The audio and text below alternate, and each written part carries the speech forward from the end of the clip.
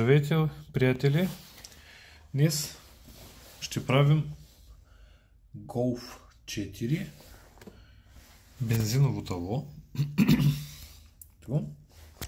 Вижте, подсветката е на вече повече от 20 години и реално абсолютно нищо не се вижда да свети. Ето го, отнасям леко, когато притъмним. Но тотално е заминала тая подсветка. Но абсолютно в пълен мрак. Имайте предвид, че камерата малко преекспонира. Ето го реално какво се вижда. Абсолютно нищо не свети. Ето. Тотално е заминало това табло. Тази подсветка на това табло. И така, ще възстановим таблото в заводско синьо, много червено на стрелките, много зелено на мигачите.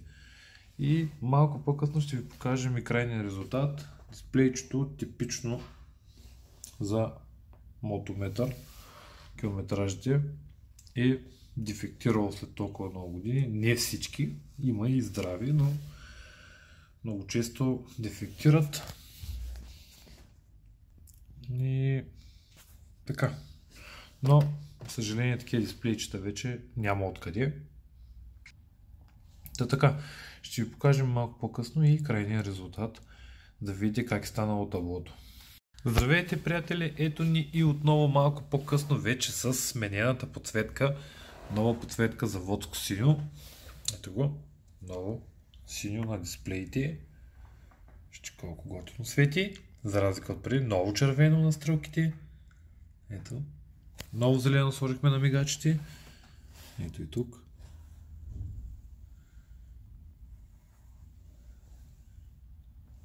И така, това е като цяло как се получи. Мислям, че се получи идеално. Възстановихме заводския цвят на таблото. И сега клиента ще му се наслади и според нас се получи страхотно. Ако и вие имате нужда от подобна услуга, не се колебайте да се свържете с нас на нашата Facebook страница. Ще намерите линк в описанието на това видео. Там може да се свържете с нас, има посочени контакти.